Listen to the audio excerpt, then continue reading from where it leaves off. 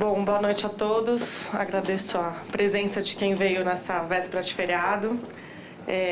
Hoje a gente está aqui para debater um tema super importante para a cidade de São Paulo, que é a destinação de resíduos. E a gente conta aqui com a presença da diretora de Planejamento da Autoridade Municipal de Limpeza Urbana, a Júlia Moreno Lara. Ela veio aqui hoje representando o secretário de Serviços e ela enfrenta aí, os problemas, os contratos das empresas e da destinação de resíduos. Então, acho que vai ser bastante interessante a visão dela. A gente conta com a presença da Lilian Sarruf, que é coordenadora técnica do Comitê de Meio Ambiente do Sinduscom São Paulo. Ela vai ser a nossa mediadora do debate de hoje. E também o professor Sérgio Ângulo, que é professor da Poli. E teremos aí, então, esse aspecto técnico aí do professor. E é isso. Não sei, Júlia, se quer fazer uma introdução ou se eu já passo a palavra para...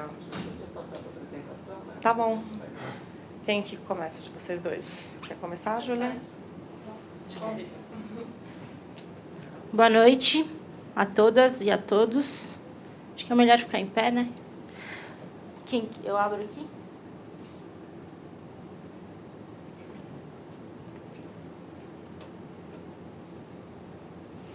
Bom, o que eu trouxe aqui para vocês, de forma bastante sucinta, são os resultados da 4ª Conferência Municipal de Meio Ambiente. Ela aconteceu nos dias 30 e 31 de agosto e 1º de setembro, agora passados. E foi por meio também da conferência que a Prefeitura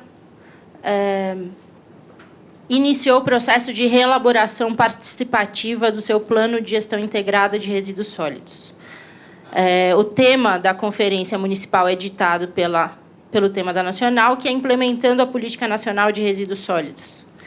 Então, nós aproveitamos a deixa para iniciar esse processo de reelaboração.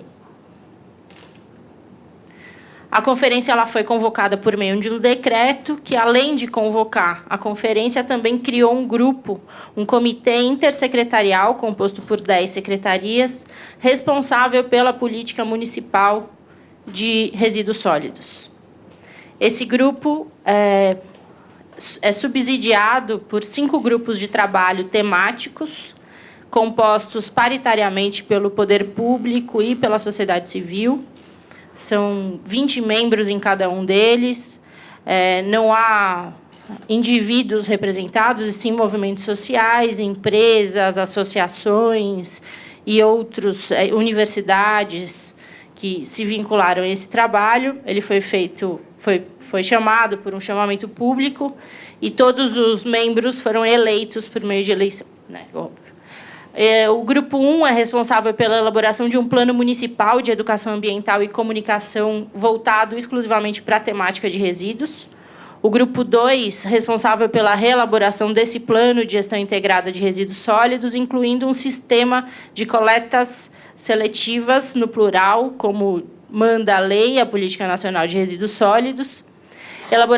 O Grupo 3, responsável pela elaboração de um programa de coletas seletivas solidárias nos órgãos públicos municipais, nos quase 4.000 estabelecimentos públicos existentes na cidade de São Paulo, com inclusão de catadores de materiais recicláveis. O Grupo 4, responsável pela implementação das ações para os resíduos da construção civil, do qual a própria Lilian faz parte. O Grupo 5, responsável pela finalização de todo esse trabalho técnico, todo o desenvolvimento dos grupos anteriores, responsável pela proposição de instrumentos normativos e legais para a implantação de todo esse novo sistema. Então, nós viemos principalmente por 2 eixos nessa reelaboração. Um deles foi esse comitê intersecretarial e os seus grupos de trabalho, e outro foi a Conferência Municipal de Meio Ambiente, que foi a maior conferência de meio ambiente que essa cidade já teve.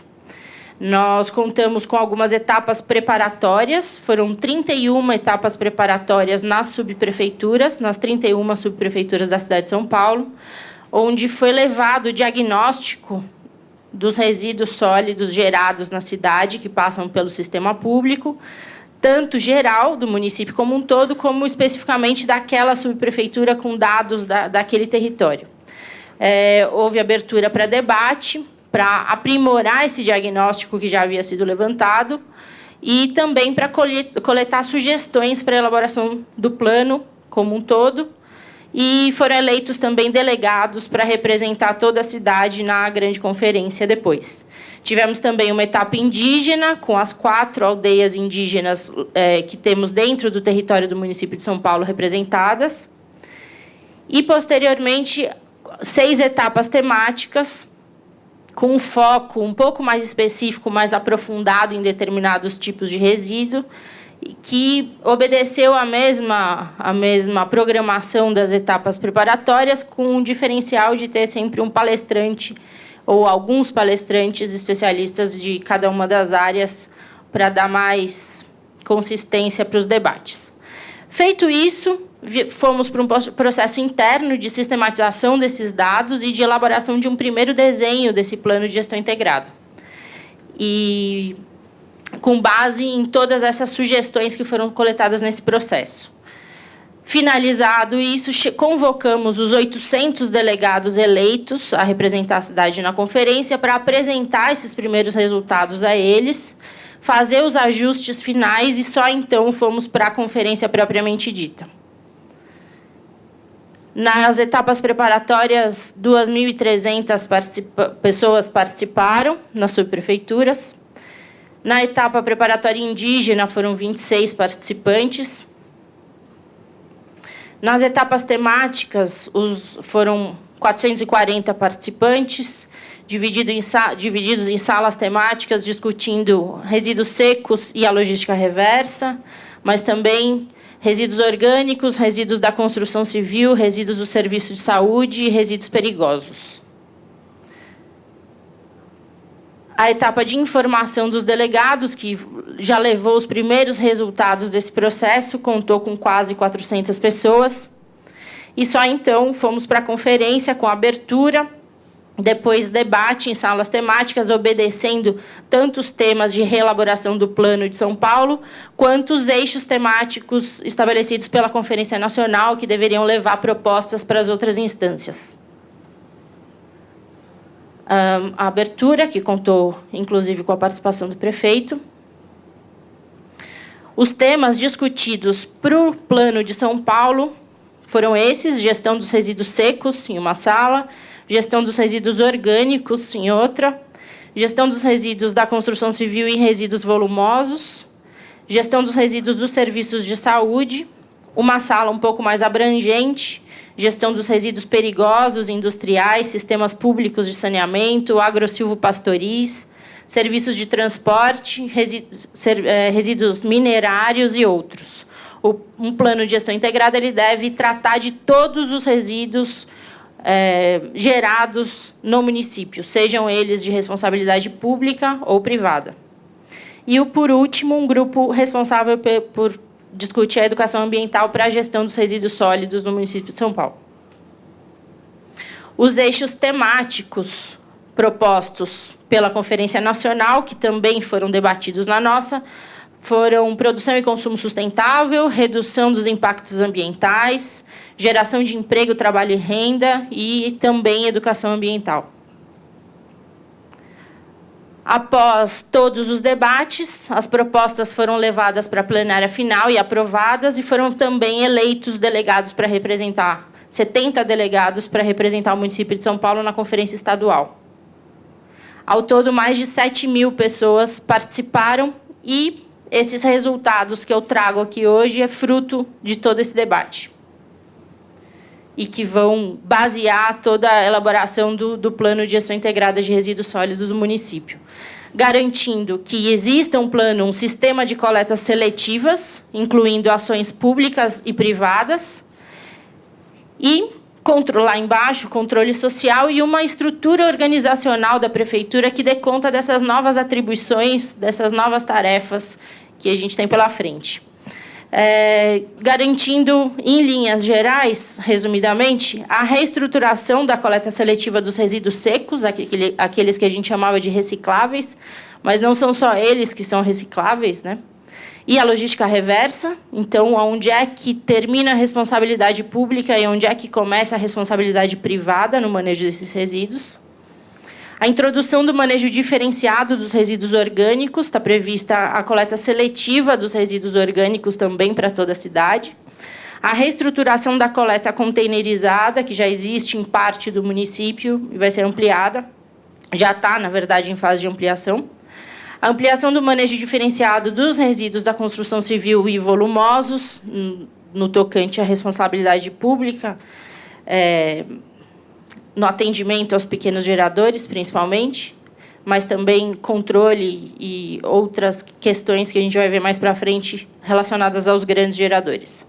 Ampliação do manejo diferenciado dos resíduos dos serviços de saúde e a obrigatoriedade dos planos de gerenciamento para todos os grandes geradores do município, com garantias de apoio técnico da prefeitura, acompanhamento online desses processos, de todo o desenvolvimento do planejamento dos atores privados, para que eles, de fato, cumpram também com as suas responsabilidades, convocando a todos para contribuir ambientalmente para a cidade.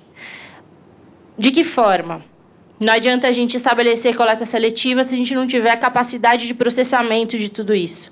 Então, também criando novas soluções públicas de destinação dos resíduos sólidos domiciliares secos e orgânicos. Parte delas já estão aí começando a fase de implantação.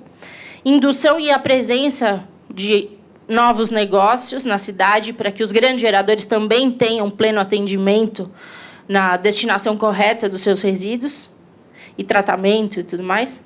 Compras públicas sustentáveis, ampliando a obrigatoriedade do uso de agregado reciclado, de uso de composto orgânico em toda a manutenção das praças, parques, jardins, canteiros centrais e por aí vai.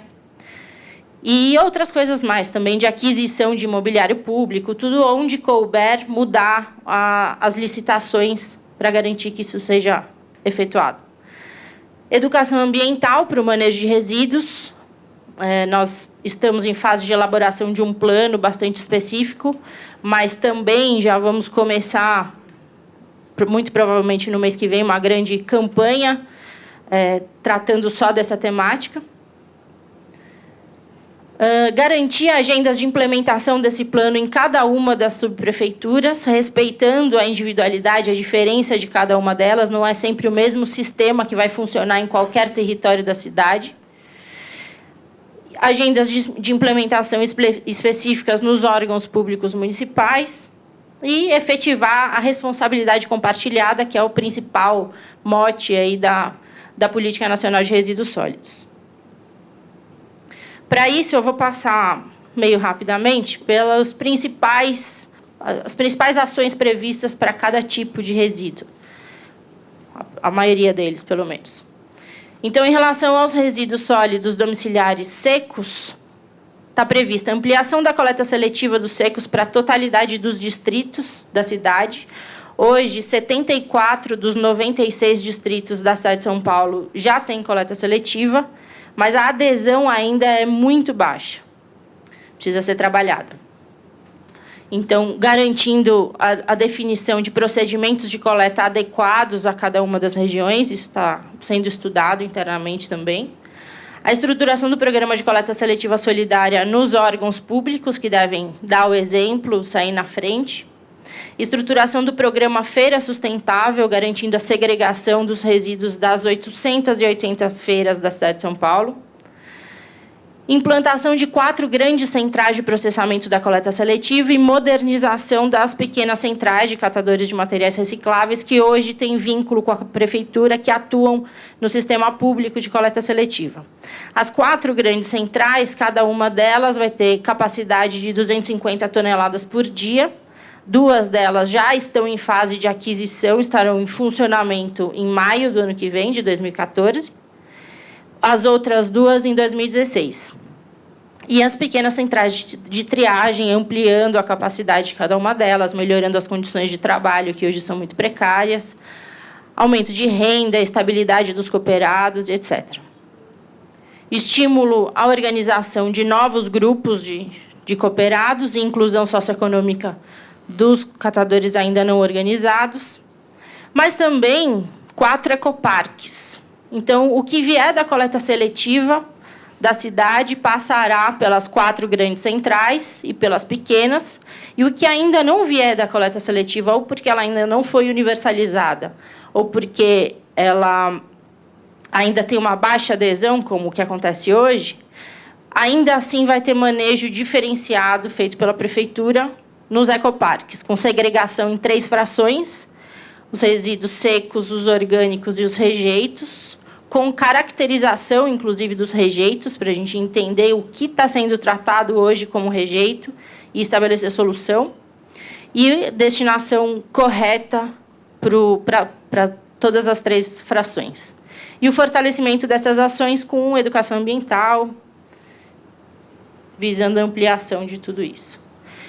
Em relação aos resíduos orgânicos, a introdução progressiva da coleta seletiva dos resíduos orgânicos, com priorização desses grandes geradores municipais de resíduos orgânicos, como, por exemplo, as escolas, as feiras, os sacolões e outros mais.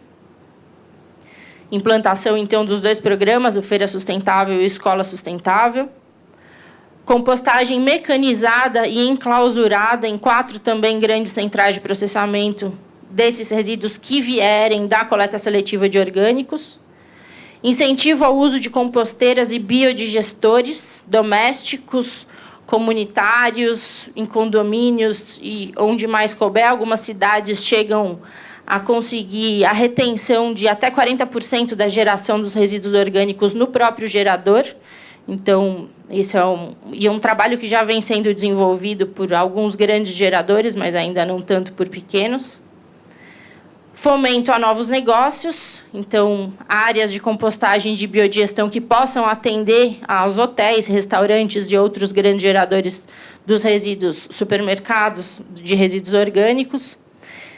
Também os mesmos ecoparques, então, o que não vier da coleta seletiva ainda assim vai ser manejado de maneira diferenciada, mas aí não mais pela compostagem, sim pela biodigestão, nesses 4 ecoparques que eu já citei. E o fortalecimento das ações via educação ambiental. Então, em linhas gerais, os resíduos que hoje passam pelo sistema público de coleta, porta a porta, totalizam quase 12 mil toneladas por dia na cidade. 51% desses resíduos são orgânicos, 35% são secos e 14% são rejeitos. E aqui um breve resumo das ações que eu já citei. As áreas com suas capacidades de processamento e, em linhas gerais, o que se pretende atingir com a implantação de todas essas iniciativas é uma gradual redução dos resíduos que hoje são encaminhados para aterro. Os resíduos que passam pelo sistema público de coleta porta a porta, ou seja, só os domiciliares, hoje 98% está indo para aterro, apenas 2% é reciclado. E com a introdução gradual de cada uma dessas iniciativas, se pretende chegar em 2033 com 14% apenas, que é justamente o horizonte do plano, um horizonte de 20 anos. 14% de resíduos. 14% do total, o que hoje é caracterizado como rejeito. Também iniciativas em relação aos resíduos da construção civil e resíduos volumosos. E aí, o planejamento e ampliação da rede de ecopontos voltados à atração de vários tipos de resíduo. Então, uma remodelagem aí desses ecopontos, que hoje recebem resíduos da construção civil, resíduos volumosos e resíduos secos também, mas a perspectiva de alteração para que eles passem a receber também outros tipos de resíduo. Nós temos na cidade hoje 73 ecopontos em funcionamento. A expectativa é, até o final dessa gestão, até 2016, concluir pelo menos 140, mas com horizonte de uma rede completa em torno de 300 ecopontos para atender a toda a cidade. A introdução de ações de informação e educação ambiental em cada subprefeitura, em todas elas, visando a maior efetividade da atração dos resíduos nos ecopontos. Eles hoje não são muito comunicados, né?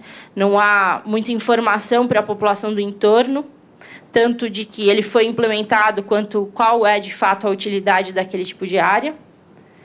A modernização tecnológica dos instrumentos para monitoramento e fiscalização de todos os agentes da cadeia dos resíduos da construção civil, de maneira inteligente.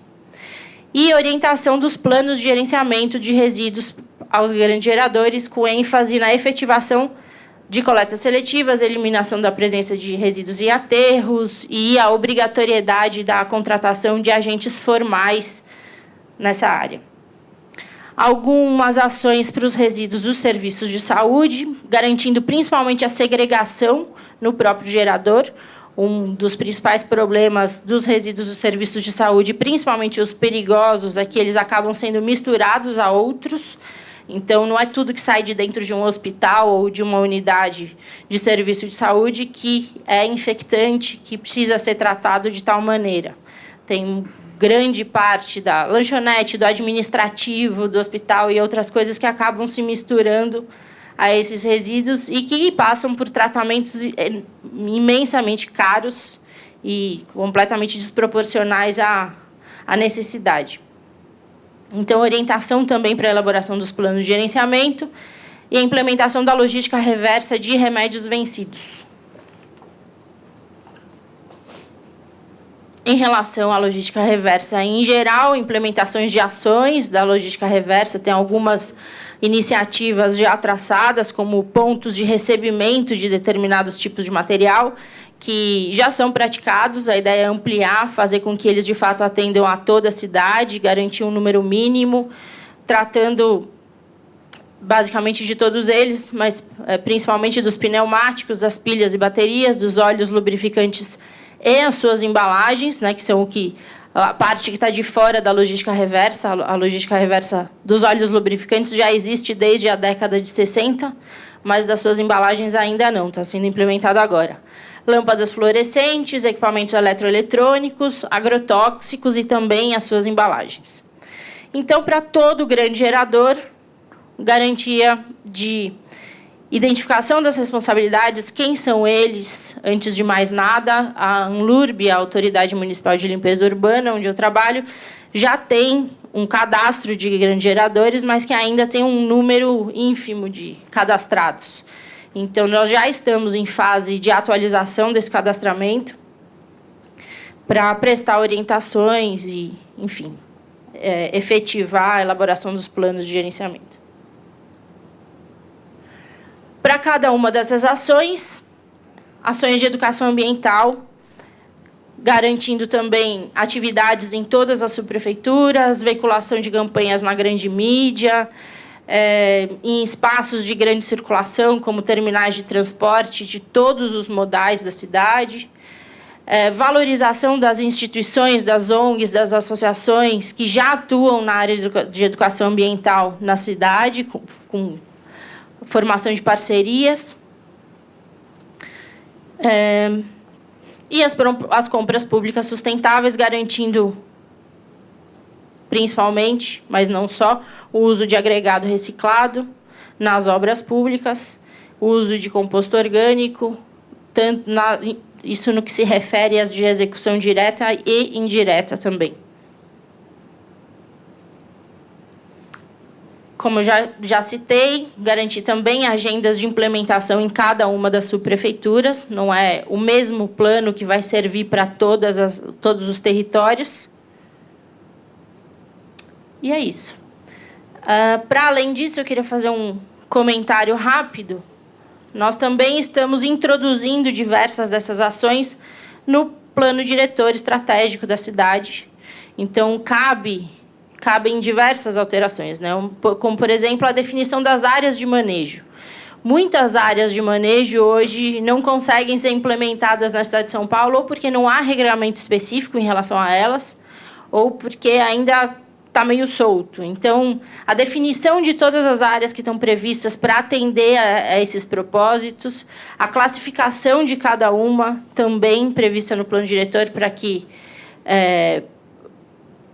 sejam implementadas de maneira adequada em toda a cidade, e a inclusão também de diversas diretrizes que estão aí colocadas para garantir e fortalecer um ao outro. Inclusive, o vínculo do Plano de Gestão Integrada de Resíduos aos planos de bairro, aos planos regionais previstos no PDE, para que essas iniciativas também sejam pensadas nesse nível. É isso, gente. Obrigada.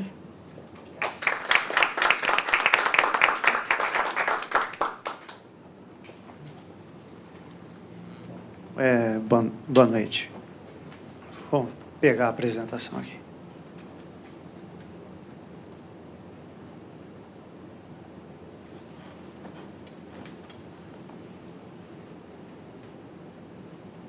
Bom, então está o meu e-mail aí para contato. Então eu vou discutir um pouco, eu peguei a temática que foi proposta, que era falar um pouco de resíduo da construção, a questão das destinações hoje praticadas e discutir alguma coisa relativa à parte de logística reversa, né? E principalmente o conceito para mim que é mais importante, que é ligado à responsabilidade compartilhada ou estendida e não em si a palavra logística reversa é tratada como uma coisa assim muito forte. Bom, eu acho que na questão principal que eu acho que para mim é importante na questão dos resíduos da construção é a questão que é colocada dos geradores informais, né? A gente não pode esquecer que da quantidade de geradores que a gente estabelece são muito distintos os geradores formais de construção, dos de demolição. Os de demolição geralmente são esquecidos como agentes formais, mas são tão importantes quanto os de construção, porque grandes cidades como São Paulo já têm um estoque acumulado de edifícios, né? E o final da vida útil deles tem que ser demolidos, então isso é importante. E tem a parte dos informais, né? Que é a questão da reforma e da ampliação. Olhando sobre a questão dos geradores informais em diversas cidades, ou até mesmo em São Paulo, São Paulo, 50% do volume de resíduo vem dos agentes, são gerados pelos agentes informais, geradores informais. Que a gente se refere aí são as reformas e ampliações. Esse grupo de pessoas, né, eles têm um sistema, são tratados de uma forma diferente, porque eles não têm, no caso, o CNPJ de uma empresa, não pode ser cobrado como uma pessoa jurídica, né? São pessoas físicas, né, que acabam praticando construção. E aí a gente acaba tendo um problema de como é que a gente consegue controlar esse tipo de gerador, né? Totalmente diferente de ter uma ação integrada com o poder público, com o gerador formal, que é uma coisa mais simples. Nós estamos falando aqui de cidadão, de como todos nós aqui que geramos reformas e fazemos esse tipo de obra corriqueiramente em São Paulo. Então, assim, do ponto de vista da estrutura da resolução CONAMA, ou política nacional, o plano nacional, a gente vai ter que ter esse marco divisório, né, que é a questão de separar o pequeno gerador do grande gerador. E o grande gerador, no caso, seriam as empresas, os pequenos geradores, os pequenos volumes, a população, né? O problema é que ecoponto não vai dar para resolver todo esse aspecto, né? Por quê? Porque pequeno gerador, que, no caso, gera um volume menor do que transportável por uma caçamba, ele facilmente é atraído pelas áreas de ecoponto, né, para fazer a captação, desde que tenha a oferta da área, mas ele não resolve, muitas vezes, esses resíduos informais, né, que são as reformas de centros comerciais, engenheiros, não tem um engenheiro, não tem um arquiteto, um mestre de obra que executa uma obra, e aí, via de regra, pode acontecer o caminho da caçamba clandestina, né? Então, seja São Paulo, mesmo todo esforço que a gente faz, né, sempre existe uma quantidade de empresas clandestinas que sempre estão permeando a questão dos resíduos da construção, mesmo que o setor formal de construção, os demolidores usem toda a rede legalizada e tudo mais, resta ainda a população desinformada. Então, no meu ponto de vista, a questão de educação ambiental, na questão de resíduo da construção, tem que tocar o ponto principal, a questão da reforma, né? Eu acho que assim, tem todo o que já foi feito para a construção, o setor formal, nós temos que trabalhar alguns aí que não foram ainda abordados e avançar bastante na questão da reforma, que eu acho que envolve um pouco o hábito do cidadão e muitas vezes é o cidadão que consegue contratar uma caçamba inteira e destinar esse resíduo. Muitas vezes esse resíduo não vai passar pelo ecoponto, é isso que eu estou querendo dizer. Um outro problema é a questão da eficácia também. Mesmo que você crie a rede nem sempre ela consegue absorver grande parte dos materiais, né? Então, quer dizer, uma rede legalizada hoje em São Paulo, levantamentos que eu fiz o ano passado, o volume de resíduo captado em usina ou aterro de inertes ainda é muito pequeno, né? Ainda resta grande parte ainda em rua, e parte de botaforas clandestinos, quer dizer, o que não aparece na conta, eu assumi como um clandestino. Mas, na verdade, a gente tem que são as empresas, né, empresas clandestinas que estão atuando aí. Obviamente que, para a gente, os setores legalizados, né, aí nós estamos nos referindo por onde vão os agentes formais, os aterros áreas de triagem, né, quer dizer, as áreas de triagem, o interessante delas é criar valor, né, recuperar, vender madeira, vender para reciclagem. A usina também tem a capacidade de produzir os agregados reciclados. E tudo isso a gente está gerando valor para a cadeia, que era uma cadeia que ia, de certa forma, dispor o resíduo. Mesmo eu estou assumindo aqui que um resíduo disposto em aterro de inertes também ele não tem a sua valoração compreendida, né? Ele está lá naquele terreno. Então, eu estou assumindo que a gente tem que fazer produtos com os resíduos da construção civil aqui, de modo geral. Os agregados é um deles, os outros materiais são os plásticos, todos os outros materiais que vêm junto com os resíduos da construção. Nos diagnósticos feitos pelo Sinduscon, alguns anos atrás, o que a gente percebe? Percebe que existe uma movimentação, quer dizer, implantação de decretos, tal, mas ainda ela é lenta, do ponto de vista de todo o Estado. E grande parte dela acaba acontecendo em municípios de grande porte, onde os problemas de resíduos da construção são mais recorrentes que nas de pequeno porte, e acaba acontecendo, principalmente, as ações acabam sendo lideradas pelo setor privado, né, que são as ATTs privadas, as usinas que estão agindo aí, né. O Brasil cresce, tem um levantamento mais atual da Brecon, que eu não atualizei, mas já está disponível no site, que já fala em torno de 300 usinas no Brasil de reciclagem, que é um número já significativo, eu acho. Grande parte concentrada no Sudeste, grande parte no estado de São Paulo, né? E aí grande parte do que isso acaba se disseminando dessas usinas é pela questão de um posicionamento logístico na cidade, né? E produzir os agregados, às vezes, eles podem...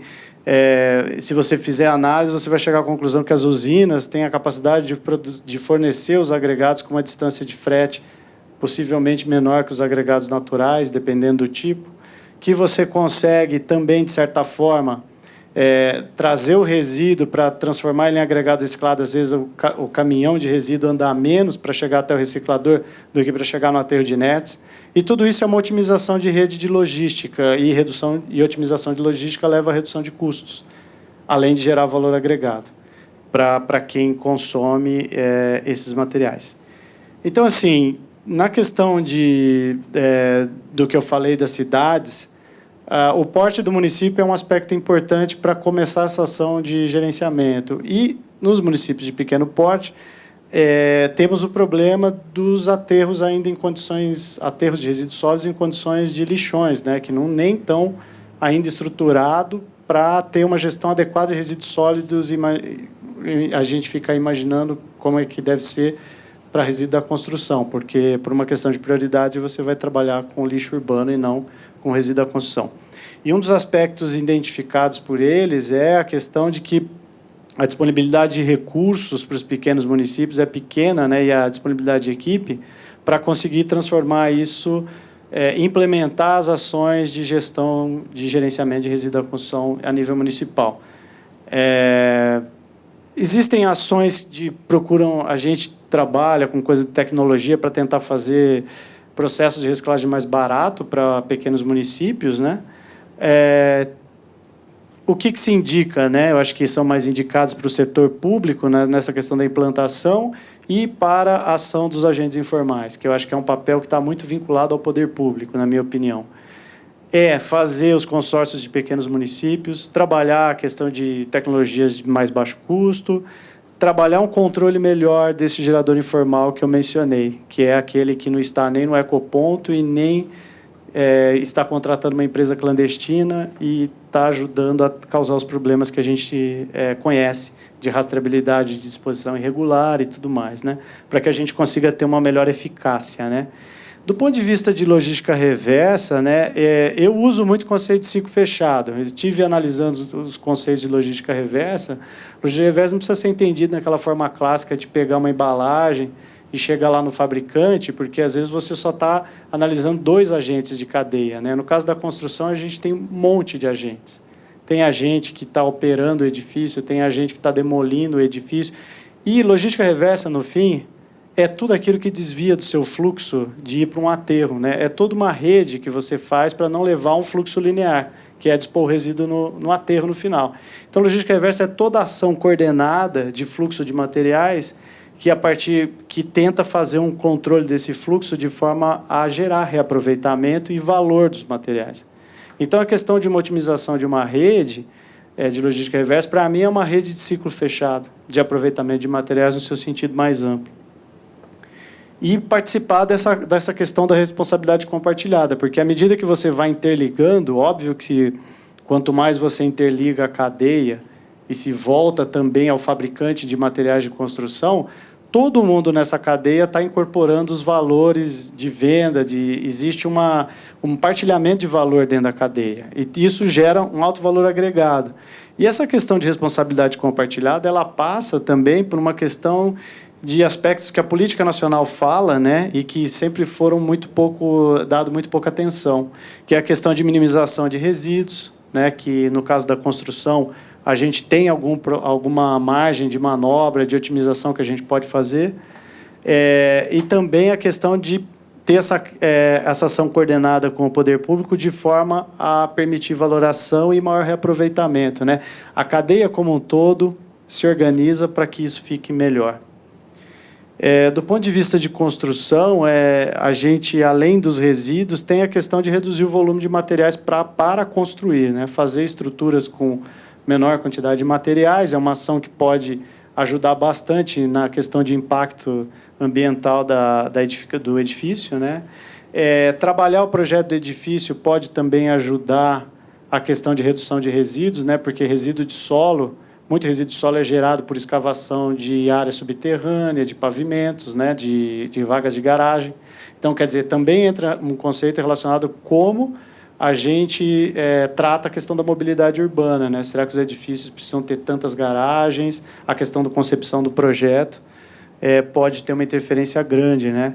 Outra coisa importante é a questão de que, como o volume de solo de escavação é elevado, a gente tem que partir, por exemplo, de tratar o solo como um bem importante que pode ter valor.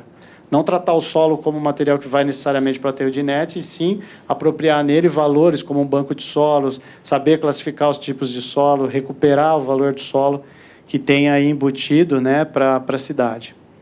A questão de geração de resíduo depende muito de como você constrói, né, da tecnologia que você vai usar. Obviamente, algumas tecnologias geram mais resíduos, outras menos, né? E aí você pode, quer dizer, construir da forma clássica com alvenaria, pode dar um elevado índice de desperdício, ou, por exemplo, trabalhar com revestimento de gesso, pode fazer isso, gerar isso daí. Uma estratégia possível é você tentar reciclar, né? Reciclar, você pode fazer numa usina de reciclagem, né? Fechando o ciclo lá, ou pode tentar fazer também dentro da obra. Só que, obviamente, dentro de obra, existem questões de riscos, né? Que precisam ser gerenciados nesses aspectos, que não é simplesmente fazer e vai ser a mil maravilhas, isso vai acontecer de uma forma positiva. Obviamente, um caminho muito mais simples, e às vezes, quer dizer, não é mais simples, mas é um caminho que, de certa forma, você sai do problema, é trabalhar a questão de pré-fabricação. Então, quer dizer, trabalhar com sistemas mais montáveis, pré-fabricados, evita você ter o problema com a questão dos resíduos da construção. De certa forma, você evita o surgimento de problemas relacionados às obras, né? Então, a pré-fabricação pode tirar um sistema de pré-fabricação como aquele que eu mostrei, pode não necessariamente precisar de forma para ser feito, evitando o resíduo de madeira. Pode também, de certa forma, tirar o resíduo, que às vezes é um resíduo que está na obra e não precisa estar lá, de repente poderia através de um processo pré-fabricado, né? Só que aí entra outra questão, né? Como a gente tem uma dificuldade de pensar no ciclo de vida ou do custo do ciclo de vida, a gente também... os sistemas pré-fabricados, por acaso, são sistemas extremamente onerados do ponto de vista de imposto, né? Você tem que pagar imposto sobre produto industrializado, IPI, né? E aí muda completamente a questão da disseminação dos produtos pré-fabricados. Só que se você levar em conta outros benefícios, talvez poderia ser mais barato, né? Quer dizer, se a cadeia pensar como um todo. Na questão de demolição, né, é óbvio que a gente não pode demolir um edifício como naquela imagem, porque eu vou gerar um conjunto de resíduos misturados. Quando você resolve demolir um edifício, você vai aparecer resíduos outros que você, além de concreto, alvenaria, vai aparecer telha de cimento amianto, vai aparecer alguns resíduos como lâmpadas, que podem ser resíduos perigosos. Resíduos perigosos precisam ser tratados de forma diferenciada. Então, a demolição do edifício, além de ser um setor formal que não é... Ninguém pede, quando pede alvará de demolição, qual que é o plano de desmonte seletivo que ele vai fazer, mas deveria, porque isso, com certeza, muda. Você pode ter resíduo perigoso, e partir para cenário de desmontagem. Obviamente, desmontar edifícios tem sido feito em São Paulo, como em outros locais, por uma questão econômica. Vender a cobertura de aço é negócio, né? viabiliza aproveitamento de material, tem valor. Desmontar concreto armado também, porque eu consigo vender o aço, eu consigo produzir agregado reciclado de excelente qualidade, todo mundo quer um agregado reciclado de concreto, prefere, né? E tem um problema de fundo nisso tudo também, que é o edifício não foi concebido para ser desmontado. Então, quer dizer, nós temos uma questão de intervenção aqui, estudos que eu tenho feito lá na escola, assim, por exemplo, a dificuldade de separar, de recuperar a placa cerâmica de um edifício, porque você não consegue remover a placa sem quebrar, porque o sistema, como a gente constrói, não permite que ele seja reaproveitado no fim de ciclo, no ciclo de vida. Da mesma forma, gesso, né? Material difundido, muitas consultoras gostam de usar, mas na hora que você vai desmontar, você tem um problema, porque o resíduo de gesso não é bem aceito na rota de reciclagem, porque ele prejudica a qualidade do material reciclado, do agregado. Então, do ponto de vista do setor privado e formal, eu acho que o caminho é minimização de geração de resíduos através de projeto, pré-fabricação, desmaterialização da construção. Valorização dos resíduos, para mim, através da reciclagem, é uma coisa da cadeia, é uma responsabilidade compartilhada, e quanto mais ela estiver integrada, mais vai ter distribuição de recursos e benefícios, né? Na questão da demolição, eu acho que tem que ter uma priorização em aspecto de desmontagem e tecnologia para fazer isso. Então, de certa forma, também alterando a forma de construir naqueles aspectos que são críticos, né? E cada vez caminhar para uma construção que é mais desmontável, né? Tanto montável quanto desmontável, sem gerar resíduos ou mistura de resíduos. Então, essa é a minha apresentação. Obrigado.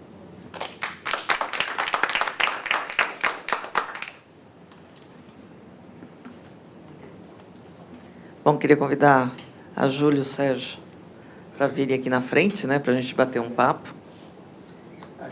O quê? Oi? As cadeirinhas. Bater papo, assim, saber. A ideia da gente conversar um pouco.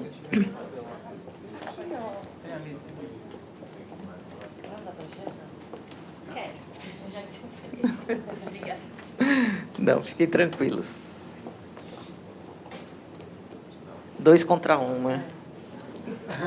2 contra 1, mas tudo bem. Não, tudo bem. Oi. Na verdade, eu acho que vocês vão ter que sentar mais para lá, por causa da filmagem. Eles dois ali. Resolvemos o problema. Bom, eu sou a Lilian, né? Represento o Sinduscom São Paulo, o Comitê de Meio Ambiente. E é bacana esse encontro para a gente, principalmente porque é um assunto que a gente discute bastante, como interagir, né? O setor privado, o setor público, o legislativo, o executivo, E o propósito desse encontro, estou conversando com a Carol e com a Tatiana, seria justamente esse, né? Como que a gente faz essa interação entre uma Câmara de Vereadores, né? E nós estamos aqui representando o setor privado, a academia e o órgão executivo, né? Acho que a gente tem uma lição muito grande para a gente debater aqui sobre vários aspectos, vários olhares. Se a gente pegar um pouquinho a construção civil, uma coisa interessante, a Júlia falou uma coisa, ela trouxe um panorama total da cidade, de todo tipo de resíduo, de todo envolvimento, as metas, os grandes desafios, que não é fácil, né? A gente sabe que a cidade de São Paulo não é fácil. E o Sérgio veio e trouxe duas colocações, que uma é como construir melhor, como a gente desconstruir melhor, como envolver, né, o grande, pequeno gerador. E a gente tem uma coisa interessante, que a construção civil ela passa por todo mundo, né? Então, quando a gente vai pensar, às vezes a gente participa de discussões na Câmara sobre legislações, e a gente fala assim, poxa, mas eu construo um prédio, não é só a obra, né? Não é só me preocupar com o projeto, com a execução, o pós-obra. Se eu for discutir coleta seletiva, eu tenho que discutir a coleta seletiva da etapa de obra e a coleta seletiva do uso da obra, que são os edifícios, são as indústrias, são os hospitais. Então, poxa, vamos fazer vamos legislar sobre coleta seletiva. Bacana, a gente tem que pensar em todos os detalhes. Vamos legislar sobre o uso do solo, questão que o Sérgio levantou. Se a gente pode fazer subsolo, não pode. Vamos legislar sobre a cidade. A gente tem edifícios, na sua maioria são, né, a cidade, a gente fala que é uma cidade que já está ficando velha, são já edifícios existentes, né, soluções para edifícios existentes, soluções para os novos edifícios. Então, quando a gente pensa, eu acho bacana essa visão que a Júlia traz nesse debate, que é o seguinte, se a gente pensar em construção, edifício, a gente tem que pensar em todo tipo de resíduo, né? Porque edifício é um hospital, é uma fábrica, construção é uma estrada, é o metrô, a gente sabe de todos os tipos de resíduos. O que é importante, que a gente gosta de salientar também, é essa dificuldade, talvez, da divisão do que seria o grande gerador e o pequeno gerador, né? E de que forma também essa visão, não só, né, do legislativo, mas vamos pensar também, provocar um pouquinho o pessoal da casa aqui, da BASF, qual que é a visão dos fabricantes, né? Como ele pode atuar? Porque a gente fala assim, poxa, precisamos ter educação ambiental. Como que essa educação ambiental pode ser também, os fabricantes podem estar ajudando nessa divulgação, nessa conscientização. Precisamos fazer logística reversa de resíduo de construção. Bacana. A gente pede para o munícipe ir lá no ecoponto e destinar a sua tinta, né? Destinar o gesso. Aí ele chega no ecoponto, o ecoponto fala assim, não, desculpa, eu não posso receber. Mas por que ele não pode receber, né? Quais são as barreiras?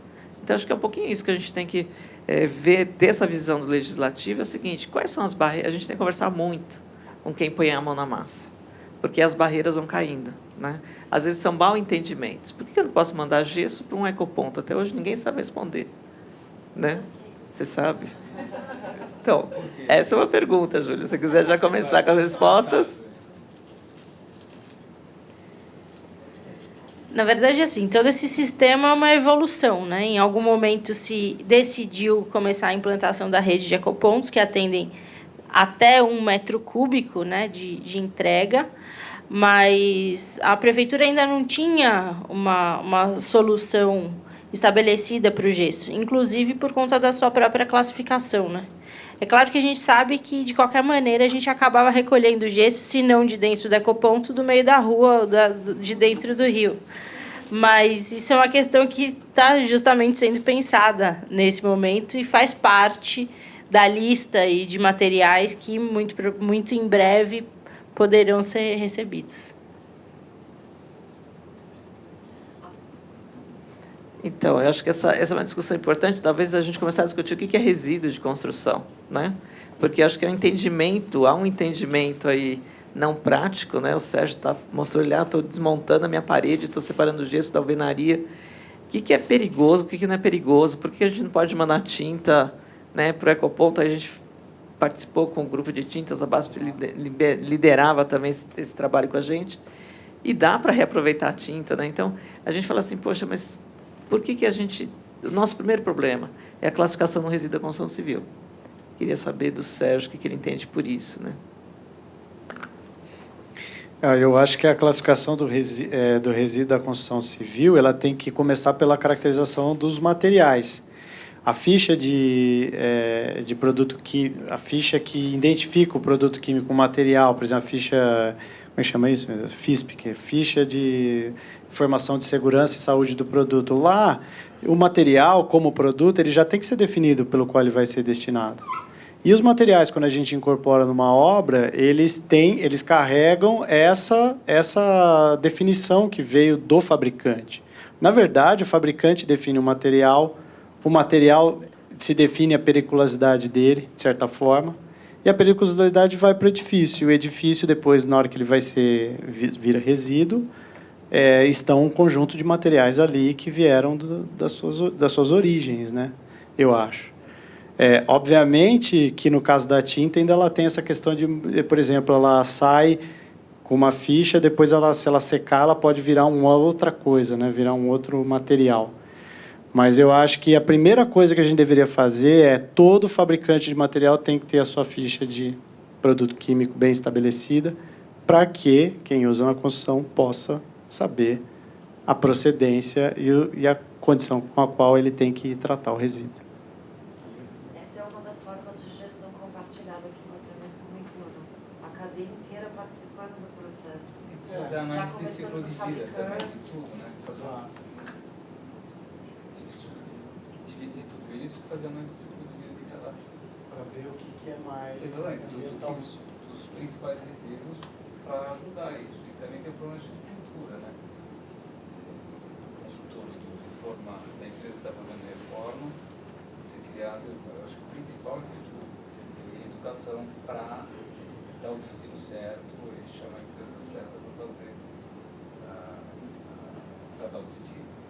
A informação, né? Você está tocando num ponto interessante, que é a informação, né? Então, eu, enquanto um grande gerador, eu tenho mais acesso, né, de informações, de como destinar corretamente, quais são os locais, quais são as minhas obrigações.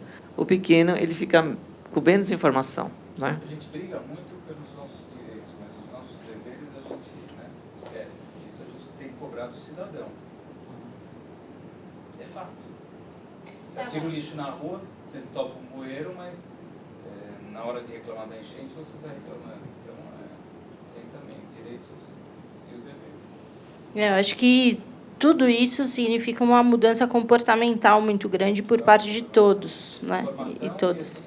Com acesso à informação, com técnicas corretas. Então, o incentivo também das composteiras domésticas, por exemplo, é uma coisa que vai mexer bastante com entender, com a compreensão que a população tem a respeito da origem, do tratamento possível, da destinação, do que ela própria está gerando. É bastante tratando de consumo consciente, tratando de diversos outros aspectos também relacionados a isso, mas também das edificações, né? Que eu esqueci de comentar. Como, por exemplo, áreas específicas para que os moradores dos edifícios, principalmente, depositem seus resíduos para coleta. A gente sabe que, hoje, o mais comum é o uso das calçadas, da via pública, para que isso seja feito. E se interrompe a passagem das pessoas, não há, nas próprias edificações, um espaço específico programado para isso, tanto para a disposição para a coleta, quanto também para eventuais tratamentos, né? A gente sabe, vou dar 2 exemplos, que acho que são bons exemplos, o Shopping Eldorado e o Mackenzie estão tratando todo o resíduo orgânico que geram nas suas praças de alimentação no seu próprio local. Então, não é nenhuma ideia de maluco, não é uma, né, que causa nenhum tipo de impacto forte no empreendimento. É uma coisa que precisa de pouco espaço, é limpo, inodoro e totalmente viável. Alguém quer fazer mais alguma pergunta assim delicada?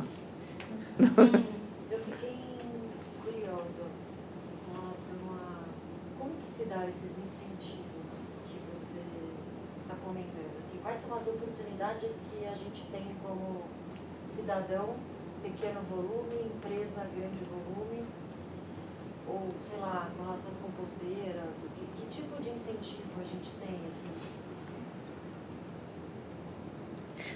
Bom, primeiro tem um grande incentivo, que é a alteração das compras públicas em si. Isso já é um incentivo para toda a cadeia, né? Inclusive para os fabricantes.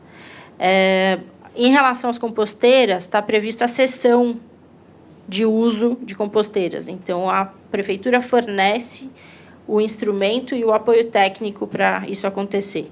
A gente está em fase de implementação de um projeto piloto com 2.000 residências para testar esse modelo, quais são os modelos de composteira possíveis, qual que é o perfil de família que mais aceita, quais são as principais dificuldades e outros indicadores mais para uma ampliação mais extensa.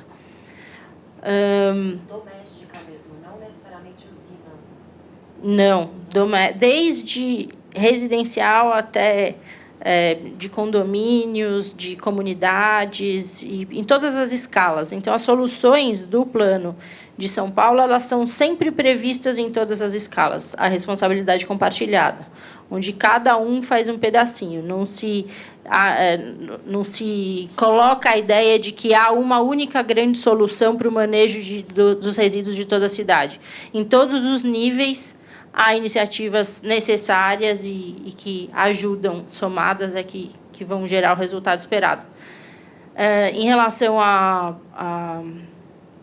questão dos agregados reciclados, uma das iniciativas que está prevista é a criação de um grupo para análise justamente dessa bitributação e outras coisas mais. A gente já está com esse diálogo aberto. A ideia é manter esse diálogo aberto. Agora, depois da conferência, nós estamos numa fase de realização de uma sequência de oficinas técnicas sobre cada um dos tipos de resíduo, trazendo os seus setores para conversar, trazendo, inclusive, o setor da construção civil para conversar e estabelecer metas, estabelecer conjuntamente as metas que servirão a todos nós, né? Uma pergunta. Eu sou da BASF e a gente tem uma demanda muito grande sobre a política reversa para embalagens de tinta. E um caso aconteceu isso no Rio de Janeiro e agora em São Paulo, uma grande obra aqui de São Paulo, tem um grande problema da política reversa. O que fazer com essas embalagens de tinta? E a informação que nós tivemos é que nós, como indústria, nós não podemos fazer isso. Tem que envolver uma entidade, né, uma cooperativa para fazer isso. O que é esse processo aqui em São Paulo? Qual que seria o melhor caminho para gerir esse grande problema? Né? Porque tinta hoje é embalagem metálica, não tem um outro processo ainda. Né? E num curto período de tempo isso não vai mudar. Logística reversa de latas de tinta. Bom, esse assunto a gente discutiu lá desde 2003, lá no Sinduscon São Paulo, com vocês, com a Abrafat e tudo mais, e chegamos à conclusão que a lata de tinta ela não é contaminada, ela pode ser, né, trabalhada, reciclada, o manejo dela é tranquilo, desde que não tenha o conteúdo. A sobra da tinta não esteja na lata. Então, esse já começa a ser um problema. Como que a gente separa a tinta, a sobra da tinta, da lata? Porque a lata limpa, a gente até brinca, não sobra em obra nenhuma, né? São Paulo não sobra. No Sul, diz que está sobrando, que tem umas restrições ambientais mais severas, mas em São Paulo não sobra, porque vai para a sucata, e da sucata é totalmente reaproveitada. Isso a gente sabe. O grande problema é e se for um pouco de tinta dentro da lata? Que acho que essa que é a solução que a gente tem que trazer.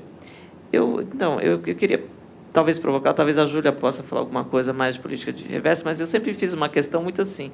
Por que eu brincava com o pessoal lá nas nossas reuniões? Por que a gente não pode fazer uma campanha enorme, colocar em cada ponto de venda, dos grandes pontos de venda, né, de revenda para o varejo, eu brincava, né, uma dessas casinhas infláveis, imagina uma casinha da BASF, né, inflável, bonitinha, com uma bandinha, falando, eu recebo aqui a sua tinta, eu recebo a sua lata, disso gera valor. Eu tenho outro dia escutei na própria discussão lá do Grupo 4, lá na NURB, a questão de ganha-ganha entre o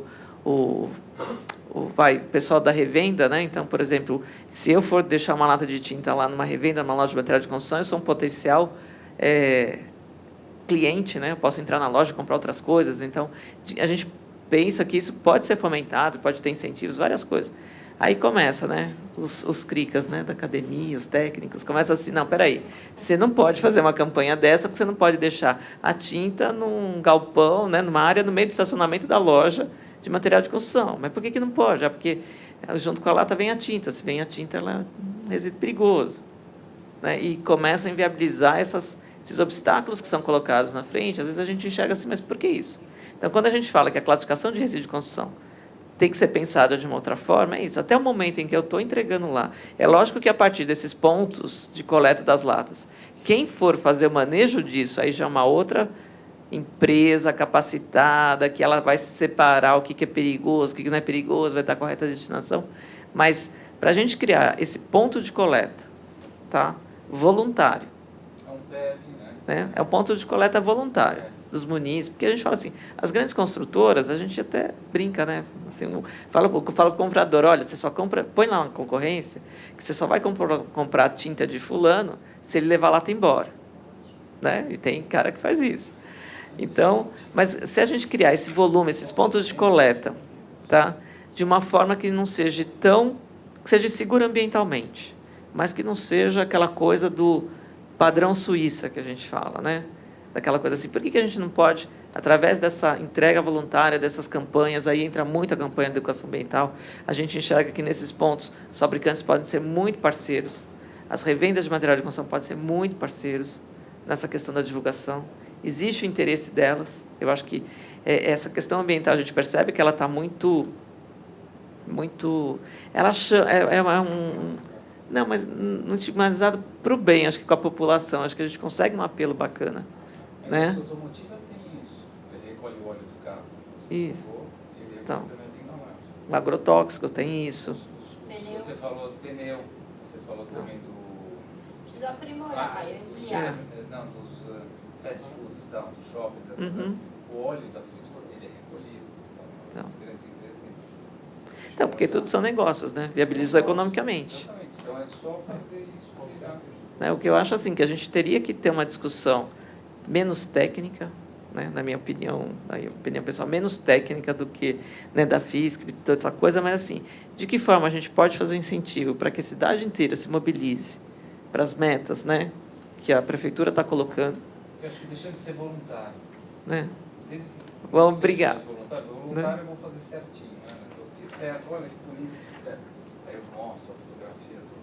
Mas a partir de virar uma lei, uma obrigação, e uma troca de incentivo, eu acho que funciona bem isso. Aquilo que vocês falaram que vão estudar. Então, mas são leis que realmente viabilizem o negócio. Mas eu acho que né? dá para viabilizar. Que às vezes a gente... Social, Exatamente. Se tiver um crédito presumido de CM, alguma coisa que vá mexer com o bolso, eu acho que funcionaria.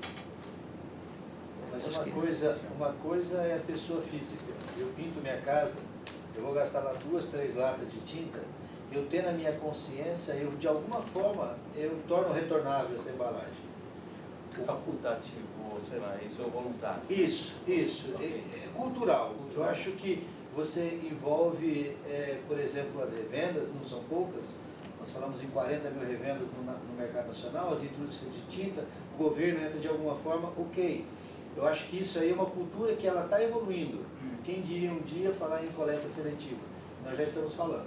Mas hoje o que vem acontecendo, que está se tornando um gargalo nas obras, não é a pessoa física, é uma pessoa jurídica que não consome 1, 2, 3 latas de tinta, são milhares de latas de tinta numa construção de 18 meses.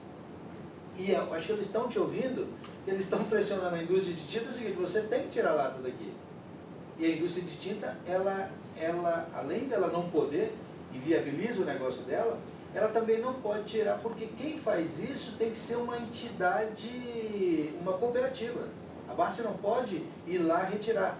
Essa é a informação que nós Isso é lei? Isso é lei em São Paulo? Não sei. Não sei. Eu não sei se é cooperativo. Pelo contrário, cooperativa ela não poderia. A BASF não pode retirar porque esse é um produto para uma cooperativa. Essa informação que a própria BASF, no departamento de tinta, nos passou para o departamento de construções. Então, o que poderia ser feito? Como envolver realmente a comunidade ou as cooperativas, a indústria da construção civil e a indústria do do produto, né, a BASF, para resolver esse problema? Porque é um gargalo gigantesco. Imagina um parque da cidade, o que vai de lata de tinta? A primeira demanda foi o Ilhapura, no Rio de Janeiro. Ele inviabilizou o negócio, porque a consultora, eu não quero essa lata de tinta, a BASF tem que tirar. E lá no Rio de Janeiro nós tivemos esse problema. A BASF não podia retirar as latas de tinta porque ela teria que ser feita por uma comunidade local. Então, trazendo isso para São Paulo, que vai acontecer isso aqui em São Paulo, você vê a cortina de obras que você tem na Marginal Pinheiros, quanto de lata de tinta está sendo consumida ali, como resolver esse problema? Cooperativa, não tenho notícia de que tenha exigência de cooperativa. Deve ser algum tipo de transportador cadastrado, talvez, alguma coisa. Deve ser mais nesse sentido. Olha, a própria informação do Parque da Cidade, que é da Odebrecht, que a gente está tendo contato, eles estão tendo um problema que o espaço, que é uma obra sustentável, eles têm um espaço para resíduo da construção civil, as cooperativas não estão conseguindo atender essa demanda, porque o número de cooperativas ou empresas cadastradas, ela é pequena. E você tem o resíduo, você não pode dar fim naquilo, porque tem que ser essas cooperativas, essas empresas, e o entulho de obras está sendo gigantesco. Ferro, forma, madeiramento, começa a ter as latas de tintas. Então esse é um gargalo gigantesco. Como resolver isso aí? Na verdade, acho que só esclarecendo um pouquinho, a construção civil ela tem a obrigação de dar a correta destinação. Ou para áreas de transbordo e triagem, as ATTs, que realmente São Paulo é deficitário, que são os grandes ecopontos, seriam os ecopontos para os grandes geradores, que a gente é deficitário, né? O resíduo inerte, que é o entulho que a gente fala, teria que ir para as recicladoras, para os aterros. E também a gente sentiu muita falta da recicladora, até uma crítica para a prefeitura, assim, não só para a prefeitura, ficou assim um estigma na construção civil que resíduo de construção civil reciclável é só agregado, é só para fabricação de agregado. Então, quando a gente começa a falar de reciclagem de madeira, de aço, do metal, de tinta, de qualquer outro produto, é uma confusão danada. E aí começam esses impedimentos, né? Mas acho que tem muita informação truncada. Sabe, está na hora da gente sentar, conversar, tá? A proposta é sentar, conversar, porque tem muita informação truncada. Primeiro, cooperativa não vai poder mexer em tinta. Já começa por aí, porque eles têm que ter, né, um manejo correto. Mas, ao mesmo tempo, a gente não pode querer que tenha um rigor industrial para cuidar desse resíduo de tinta. A gente vê Cidade de São Paulo, propaganda no rádio, dizendo que era para jogar tinta no esgoto. Né? Esvazie sua lata de esgoto, que é a coisa mais absurda do mundo, uma campanha para quê? A lata de tinta, enquanto metal, é fácil destinar, porque você manda para o sucateiro e você consegue até vender, mas a tinta você joga no esgoto, porque é melhor do que você jogar na calçada, porque vai para a água pluvial. Então, você joga no esgoto, que pelo menos vai para a ET. Quer dizer, então, acho que esses equívocos a gente tem que transformar. Até porque, no Sinduscom, a gente tem uma visão muito clara, né? Aquilo que se tornar problema deixa de ser competitivo. Então, todo mundo que vem falar assim com a gente, material, eu atendo várias pessoas, eu tenho material X, Y, Z, ou aquele setor que é mais resistente e fala, não vou discutir, né, a destinação correta. Eu falo assim, meu amigo, abra o olho, que tudo a gente pode substituir. Tá? O concreto você substitui pelo aço, pelo vidro, pelo gesso. Hoje você fala assim, não, mas é mais caro. Mas amanhã o custo da destinação do resíduo vai ser mais caro. Isso já está sendo posto na balança pelas obras. Né? O Sérgio participou aí do levantamento de obras. Então, as coisas estão mudando. A madeira também é um caso clássico, né? Por conta dos vernizes e tal. Então, ela entra, ou está sendo ainda essa discussão, de que ela deveria ter um caráter não inerte, por conta do tratamento da madeira. E a madeira tem um reuso tão interessante. Isso é uma coisa olha como é complicado. Você falou madeira. Com madeira é complicado. Uma porta que eu pintei de amarelo, né, Sérgio?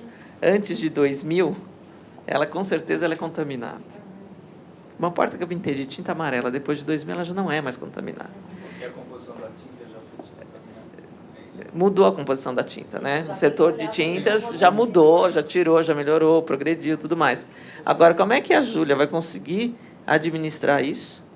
Né? A porta amarelinha que chega no ecoponto, lá em Parelheiros, lá na Zona Leste, quer dizer, Por isso que eu digo, o olhar do resíduo da construção ele tem que ser diferenciado. Então, mas Quando eu falo classificação, é nesse sentido. O problema não é chegar a porta amarela para a Júlia, lá no ecoponto dela. Ela vai pegar todas as portinhas amarelas e vai mandar para a correta destinação. E aí, essa pessoa que fará a reciclagem, vai utilizar isso como fonte de energia, o que for, aí sim, esse vai ter que ser qualificado, né, para isso. Para poder diferenciar, né? E tem um agravante maior, né? Qual que é a indústria de tinta que pintou essa porta amarela? Então. Pode ser que até hoje ela não tenha alterado a composição dela, né? Também. Agora, eu tenho uma casa de 50 anos atrás, eu tenho uma porta amarela, eu vou saber, né, ou uma viga do meu telhado de uma casa de 50 anos atrás, que preservante eu usei na madeira. Acho que a gente tem que pensar um pouquinho diferente para não criar esses empecilhos. Júlia, você falou na sua apresentação sobre grupos de trabalhos sobre materiais específicos, né? Que talvez pudesse ser o foro adequado para essas discussões. Como que está funcionando isso? Como que isso está organizado? Então, os grupos os grupos começaram aqui há uns 3 meses aproximadamente. Foi feito um chamamento público, todos os interessados fizeram um cadastramento prévio na Anlurb. Depois nós fizemos um processo eleitoral para definir quais seriam os membros de cada um. Esses grupos são de materiais? Não. Esses grupos são temáticos, não são de materiais. Existe um da construção civil, especificamente, mas não todos eles são de materiais.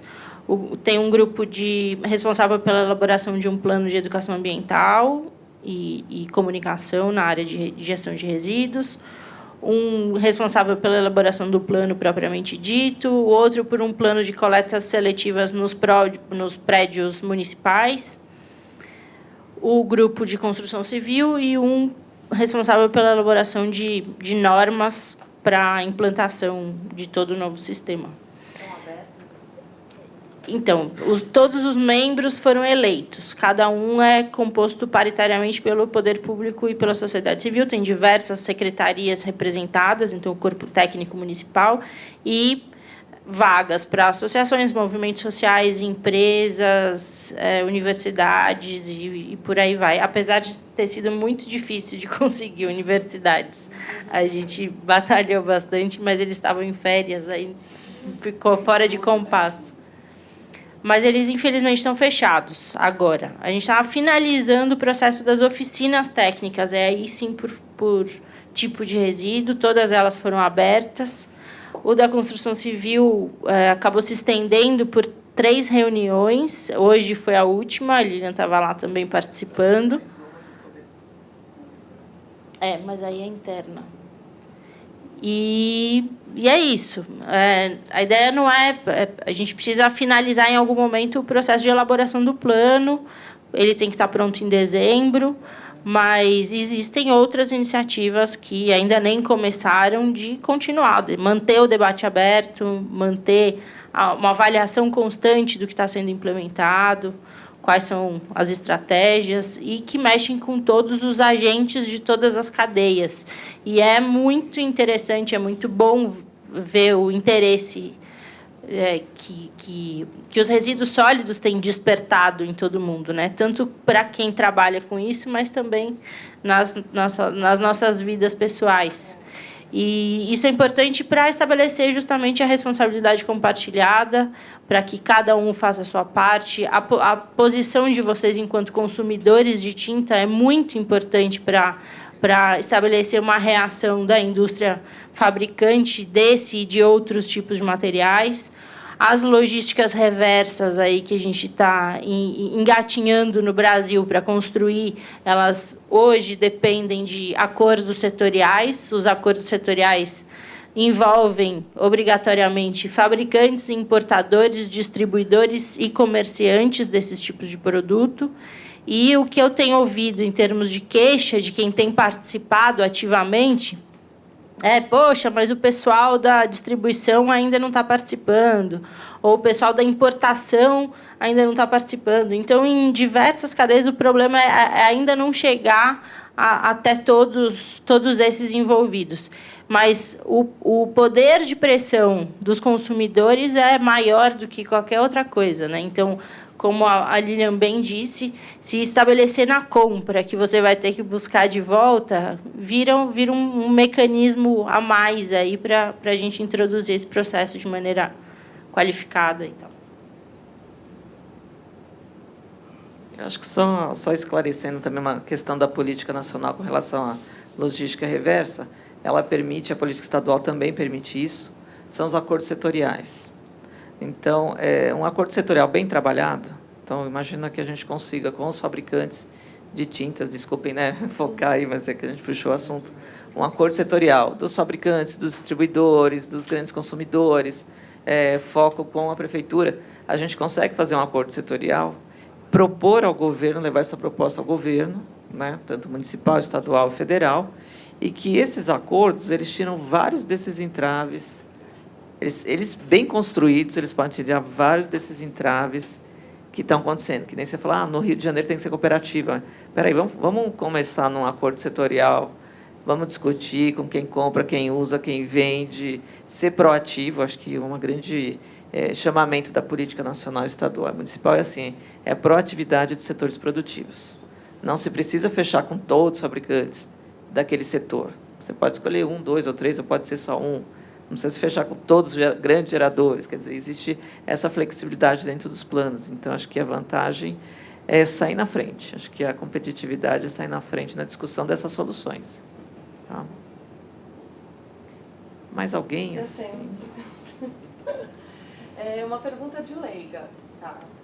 A gente está tratando aqui todos os dias sobre a questão do Código de Obras, né, que vai ser colocado em votação no ano que vem.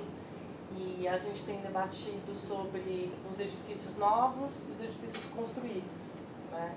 E uma coisa que se falou já em alguns outros dias é se exigir que os novos prédios tenham um espaço adequado aí para a destinação do lixo ou seletivo ou para poder fazer a coleta adequada depois. E todo mundo fala, mas e os já construídos, né? Porque São Paulo, como o professor colocou, tem uma malha grande aí já, né? E aí muito se falou qual seria a solução, como que poderia solicitar as empresas de coleta a fazer coletas diferenciadas. Como que vocês enxergam isso? Vocês já pensaram nesse assunto? Tem alguma solução aí? Não sei, de repente o professor pode começar e depois a Júlia. Sobre os edifícios, assim, né, eu não sei, eu entendi bem, porque você está falando da questão do uso do edifício, aí é uma questão da operação, né? Nós estamos falando de resíduos. Como fazer a coleta seletiva no edifício já construído, que ele não tem um lugar? Então, pega o centro da cidade. Lá o espaço é muito pouco, né? Como é que a gente vai colocar no térreo? Você tem que colocar metade ali para esperar daqui 3, 4, 5 dias, vai vir um caminhão de cada coisa buscar. Como faria a coleta seletiva no edifício? Dentro de um edifício em uso, eu realmente não sei. Tem alguma coisa que você...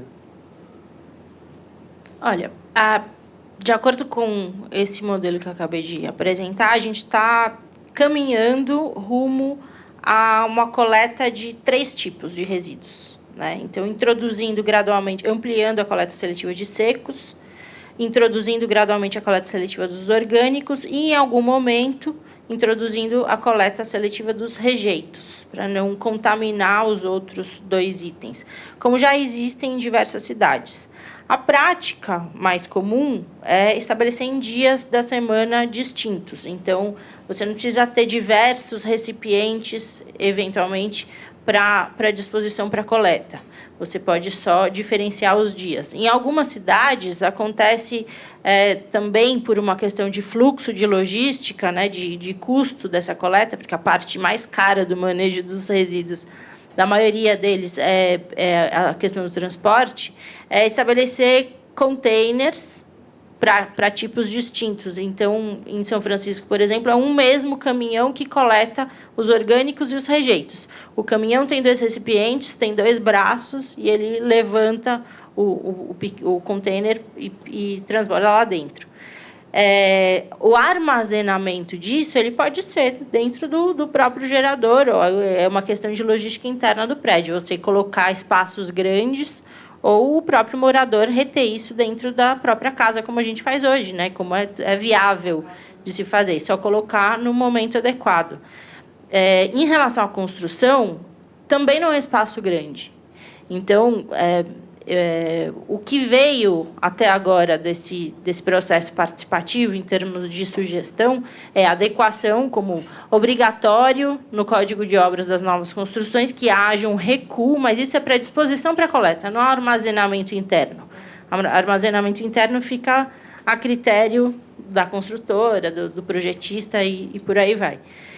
E gradual adaptação dos prédios já construídos a esse novo sistema também. Ainda não tenho dimensão de meta, de quando e de como, e se de fato vai ser aplicável em todos eles, mas é o que veio de sugestão até agora e é o que tem sido debatido.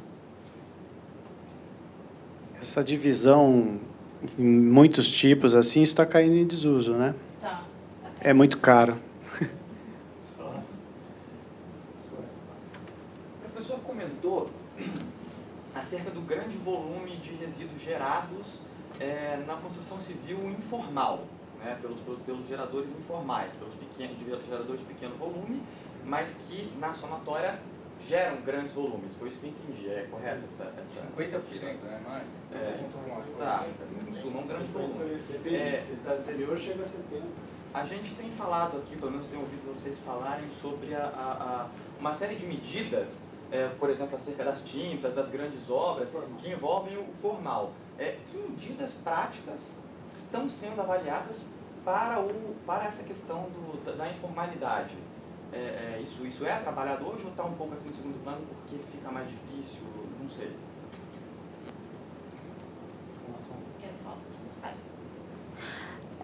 Bom, em relação aos pequenos geradores, a principal forma de atendimento a eles são os ecopontos. Ainda assim, há a complementaridade das caçambas. Então, qual que é a maneira, como eu falei aí, estabelecer procedimento, controle desse sistema? O controle ele tem que unir todas as pontas, né? Não dá para deixar nenhuma solta. Então, o controle de transporte dos resíduos na cidade de São Paulo, ele precisa saber de onde é que veio aquele resíduo, quem foi que transportou e quem foi que recebeu. De maneira eletrônica, tem alguns sistemas também sendo testados, e aí você identifica qualquer um dos agentes dessa cadeia que pratique alguma irregularidade, ele pode ser identificado e pode prejudicar todos os outros. Isso de maneira num sistema online, com cadastramento de todas as empresas transportadoras, com cadastramento de todos os receptores, ATTs, recicladores, enfim, cadastramento de todos os que atuam no território do município. A gente também já começou a fazer isso, já começou um levantamento com todo o banco de dados de todos os CNPJs existentes na cidade de São Paulo para todos os tipos de resíduo e outras coisas mais. Bom, eu gostaria de falar essa daí, porque eu que provoquei, então eu vou falar. Eu acho que, por exemplo, do ponto de vista de ação governamental, a gente deveria ser muito mais efetivo no controle do que tipo de reforma a gente pode fazer. Dentro de um edifício, por exemplo, eu me pergunto por que a gente vende cimento ensacado, sendo que uma pessoa não qualificada vai rasgar o saco, vai fazer um concreto lá do jeito que ele acha, bem entende. Então, assim, não é uma questão de não... Talvez seja uma medida impopular, mas que a gente permite que exista uma construção informal, porque é conveniente, de certa forma, a gente aceita isso como fato. Se a gente não aceitar isso como fato e passar a agir de uma forma que a gente transforme a construção numa coisa mais profissional, porque toca essa questão das classes mais, sei lá, uma classe desfavorecida, uma coisa da autoconstrução, mas eu acredito que a gente poderia, é nosso dever como engenheiro oferecer uma casa que ele não precise fazer isso, seja mais competitiva, né? Como o automóvel que você compra, que chegou numa escala de consumo que todo mundo pode ter, mas uma casa o cara é obrigado a construir a própria casa, gastar o material, porque ele não tem condições de comprar uma casa pré-fabricada, como nos Estados Unidos, que você liga no telefone, o cara entrega uma casa de madeira e monta a sua casa. Pré-fabricado, você lê o manual de instrução e monta. Então, quer dizer, eu acho que isso é uma incapacidade da industrialização. É uma coisa que atravanca, acho que atrapalha o nosso setor, é minha opinião pessoal. Mas em termos de medidas de curto prazo, que não envolvam grandes mudanças na indústria, você comentou um pouco, deveria haver mais controle, né, nas obras. Estimular, por exemplo, poderia estimular ações de reforma que geram menos resíduo, por exemplo. Ninguém conhece como é que funciona a reforma, ninguém estudou com detalhes como é que acontece uma reforma. Existe técnica, por exemplo, que você não precisa quebrar o contrapiso, você pode construir piso sobre piso, mas aí não abre a porta, porque sobe o... É coisa desse tipo. Eu acho que é uma coisa tecnológica, setorial. Você precisa tratar o problema de uma forma para conhecer melhor o perfil da reforma, com a recorrência dela, por que ela acontece. É uma coisa que precisa começar com estudo acadêmico e, assim, através de ou com o governo, enfim, a gente poder entender melhor. Mas aí na prática eu fico curioso para saber como conquistar, porque controlar é uma palavra assim, é muito difícil forte, de controlar. Agora, como conquistar a colaboração dos outros agentes? Por que vai ser, para mim, mestre de obras, interessante não jogar o resíduo, não botar fora clandestino que está cheio aqui, e é barato, relativamente barato, tá? E é impune, tá? Não tem muito controle, não tem como ter muito controle sobre isso hoje. Por que eu vou fazer... Acho que você tem que transformar a impunidade numa coisa não atrativa economicamente. A cadeia tem que se organizar para criar uma condição econômica que aquilo passa a ser não atrativo. O que é a gestão de resíduo da construção? É diminuir a distância de transporte. Se você abrir um ecoponto a cada 10 quadras, você evita que a pessoa coloque na rua. Eu acho que é uma questão, dividir custo. Eu acho que essa discussão também... Por exemplo, a gente estava até falando da tinta, eu vou retomar, estava muito quietinho, vou falar um pouco mais. Esse negócio da tinta, por exemplo, eu vi uma ação de uma empresa que me surpreendeu. Ela, sozinha, percebeu que a tinta dela de 1930 tinha chumbo, ela pagou um processo caríssimo para remover e pagou todos os custos da destinação. Por quê? Porque ela tem responsabilidade. Então, assim, do ponto de vista de integração de cadeia, eu acho que existe um discurso muito unilateral. Por exemplo, a vantagem do acordo comercial sempre é entre fabricante de tinta ou construtor, quer dizer, mas não está aqui a construção. Quando você pensa em rede de logística reversa, você está falando um monte de gente interagindo e o balanço econômico é dividido entre todos, quer dizer, existe um partilhamento ali e cada um assume uma parcela do risco. Eu acho que isso é que falta. É porque, na verdade, a gente não sabe fazer conta de ciclo de vida, a gente não faz análise de custo integrada, né? Eu acho que essa é a grande dificuldade, na minha opinião.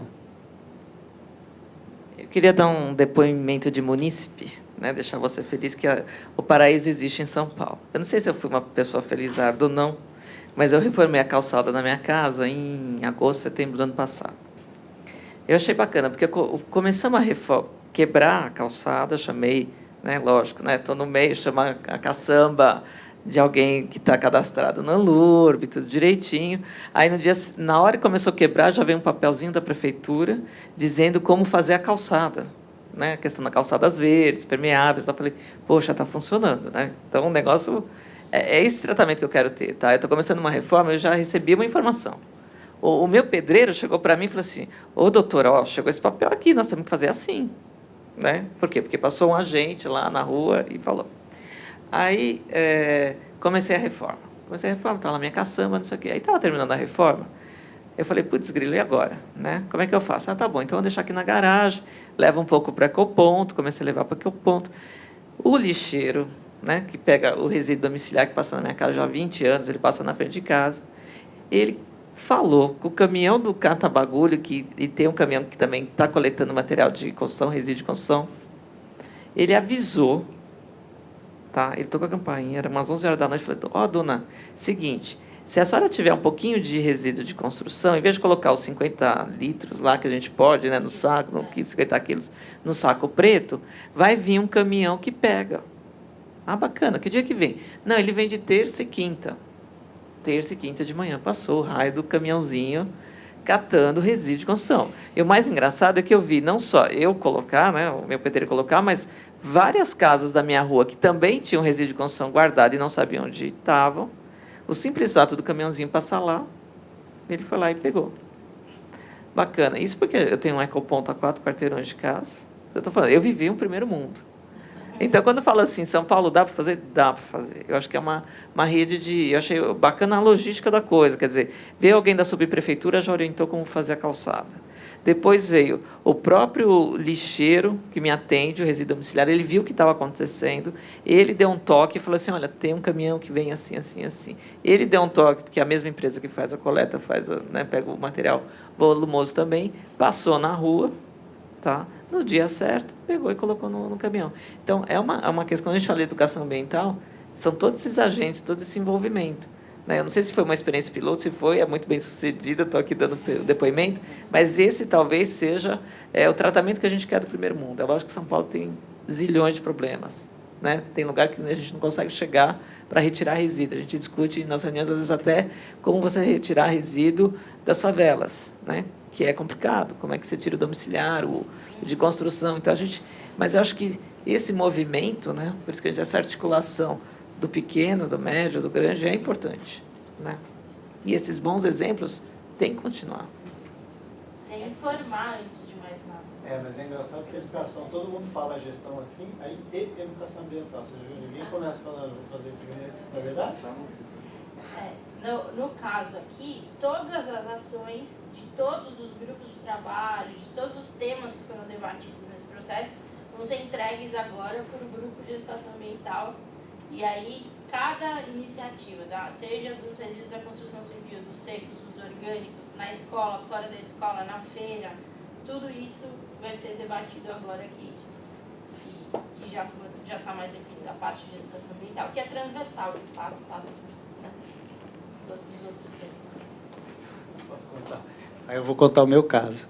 O meu irmão um dia me ligou e falou, Sérgio, eu não sei o que eu faço com resíduo da construção, porque não consegui encontrar informação clara sobre, assim, acho que ele não sabia que lá, na página da Limpurb, em alguma parte lá estava escrito, tem isso, tem esse cara cadastrado. Ele não sabia nem que existia caçambeiro cadastrado. Então, eu estou falando assim, eu acho que essa questão está lá a informação, mas ela não permeia como chegou o caso da Lilian, porque eu acho que você estava bem assessorada, talvez, com os seus... Porque eu acho que essa informação, às vezes, está lá, né? Você fala, você sabe... Muitas pessoas, às vezes, perguntam, o que eu tenho que fazer? A primeira coisa é achar um caçambeiro cadastrado, tem que entrar no site da prefeitura, tem lá uma lista, você acessa. Mas eu acho que não é... Precisa ter mais... Está mais mais acessível, de certa forma. Não tenho dúvida de que falta muita informação e é para isso que a gente está trabalhando, para mudar. E, apesar de São Paulo, a principal lei em relação ao manejo de resíduos da cidade de São Paulo ela é de 2004. Mas, apesar disso, ela já antecipou algumas normativas aí da Política Nacional de Resíduos. O manejo de resíduos do setor público, ele claro que tem um monte de falhas, vocês viram, a maior parte ainda está indo para aterro, mas já existem sistemas que são bastante consistentes e que já se perpetuaram de fato na cidade. Já existe uma parte da cultura de uso desses serviços. Acho que isso tem que ser valorizado também para ampliação. Acho que só um exemplo do grupo de trabalho que a Júlia comentou, né, que a gente está trabalhando. Uma das metas, a Anamaco abraçou, né, a Associação da Comercialização, né, dos pontos de venda de materiais de construção, abraçou a causa e ela vai estar ajudando a distribuir essas informações em todos os pontos de venda da cidade de São Paulo, né? Então, acho que são essas ações conjuntas que vão começar a levar essa informação para cada um, né? Para cada munícipe, acho que tem que ser um movimento. E a gente vê essa conscientização, e quando você vê essa conscientização, eu falo, né? Não sei se o meu bairro é privilegiado, mas pararam de fazer a coleta seletiva, né? Em compensação, o ponto de coleta do Pão de Açúcar, ele fica entulhado, né? Tem hora que não dá para entrar o carro porque ele fica entulhado, porque já existe uma conscientização.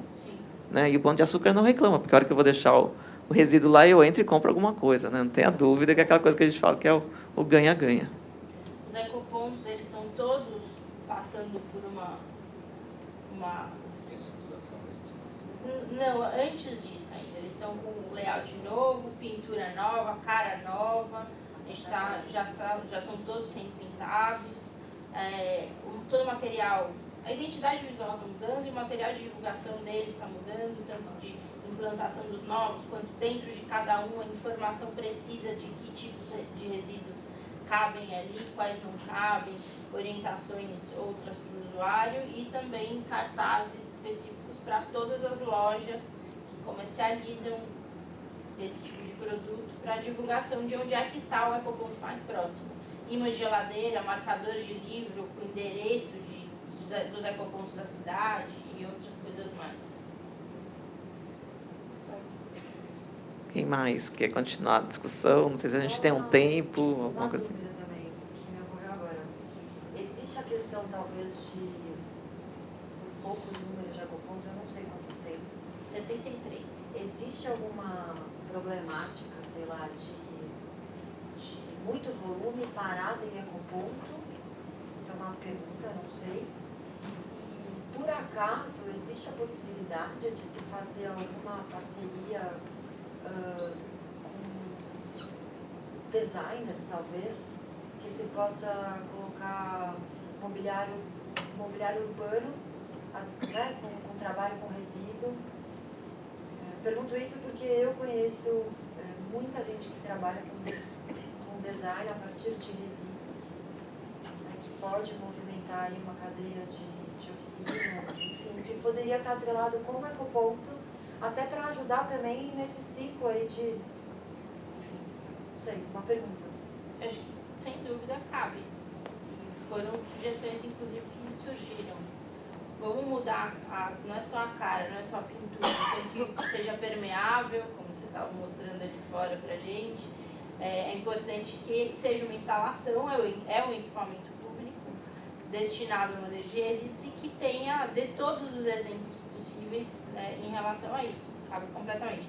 Em relação ao funcionamento, eles ainda têm alguns gargalos.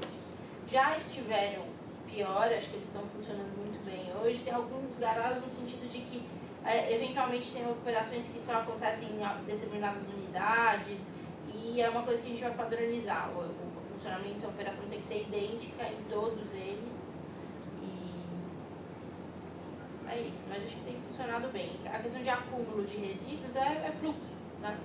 Então, a gente trabalha, é difícil de achar área pública disponível, é difícil desapropriar a área para implantação de ecoponto, é difícil, a principal dificuldade é essa, por isso é tão importante a gente definir claramente todas as áreas de manejo que a gente tem na cidade, de quais são elas, para que elas servem exatamente, qual que é o porte e a classificação em que áreas da cidade elas podem ser instaladas. Os ecopontos hoje eles são NR3, não residencial 3, de alto nível de incomodidade. Então, ele perde praticamente a característica pulverizada que ele tem de atendimento. Na concepção dele, ele é de pleno atendimento aos bairros, ele deve estar inserido em áreas residenciais.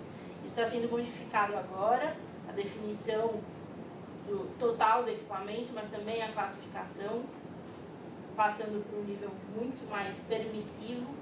Então, a gente vai ampliar muito rapidamente agora a rede de ecopontos em função disso. Tem diversos processos parados por conta dessa complicação. E é isso, quantidade é fluxo. Então, se enche em 2 horas uma caçamba ou em 6 horas, precisa estabelecer o fluxo de retirada, o tempo de retirada do material para garantir para a gente garantir que existam ecopontos, sejam quais forem os portes das áreas, né? Não são só as áreas maiores, ótimas, que precisam ser utilizadas, eventualmente que aquele cantinho da cidade, ele também precisa ter uso, e aí você aumenta uma frequência de retirada do material maior. Isso se pode ter automatização. Eu vi lá fora, nesses pontos, onde tem um sensor, quando 80% da caçamba, da capacidade da área está estocada, ele manda o sinal de SMS para quem vai vir retirar. Em Guarulhos já tem. Ele vem retirar, porque ele sabe que em tantas horas ou em mais um dia vai estar lotado. Então já tem a programação na retirada do... Então ele vem se é papel, se é vidro, se é resíduo de construção, isso é legal. A prefeitura de Guarulhos, todo operador de ecoponto já tem Já sabe quem chamar. um pauzinho para mandar a informação de retirada e outros cadastros mais, né? Tem diversos tipos de controle do que chega no ecoponto. De quantidade, de onde é que veio, qual foi a distância percorrida de quem entregou aquele material, para justamente ajudar no planejamento da ampliação da rede. Eu vi, tem lugar que é tudo enterrado. Você anda como uma calçada normal. E aí o caminhão para. Nós temos um problema de fio aqui do lado da rua, né?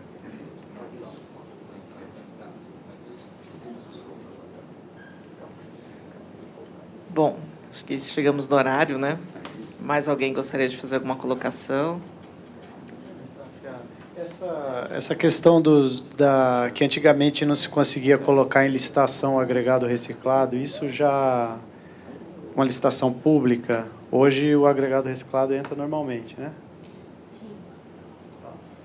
Ele entra, mas ele não tem... Não, ele entra já, ele já existem algumas definições. Não consideramos suficiente. Então, estão previstas alterações, tá? A percentagem é de 10% só, então, ampliação da quantidade, da obrigatoriedade, estabelecimento da obrigatoriedade e outras coisas mais. Também da parte técnica, operacional, qualificação do corpo técnico municipal, de quem lida com as obras, para que isso aconteça, tudo isso está previsto. Ele pode usar, mas esses editais ainda não estão específicos, né? A falta de informação... Exatamente, é geral, né? Os editais têm que compor. Bom, acho que chegamos ao final, né? Não sei se eu faço agradecimento a vocês, mas obrigada, né, por ter provocado esse encontro. Eu acho que, né, nós três aqui, a LURB, a Poli, USP, o Sinduscom São Paulo estão abertos aí para discutir, dar apoio a essa discussão técnica. A gente sabe que na Câmara dos Vereadores a gente está aberto para ser o braço técnico, a gente sempre fala isso, a gente sempre repete essa mensagem, né? Todas as entidades que representam o setor produtivo querem ser, né, desejam ser o braço técnico de quem está lá na Câmara, para trazer essas questões, vamos dizer, práticas operacionais, que a gente possa fazer realmente leis que aconteçam, e um desejo muito grande é que elas perpetuem, né? Então, um plano super bacana que a Júlia mostrou aqui, ela fala em 4 anos, ela faz uma projeção para 2033 e fala, poxa, a nossa administração vai até 2016. Quer dizer, de que forma também a gente tem que repensar um pouquinho São Paulo, em termos de legislações, né, que a gente faz na nossa casa e a Casa dos Vereadores, que isso possa se perpetuar. De que forma que as boas iniciativas possam continuar, e não de 4 em 4 anos a gente está discutindo, né, e recomeçando. Então, esse é um grande mérito, principalmente nas questões ambientais, né? A gente começou, não pode parar, né? E se a gente para uma nova discussão, poxa, o prejuízo é muito grande.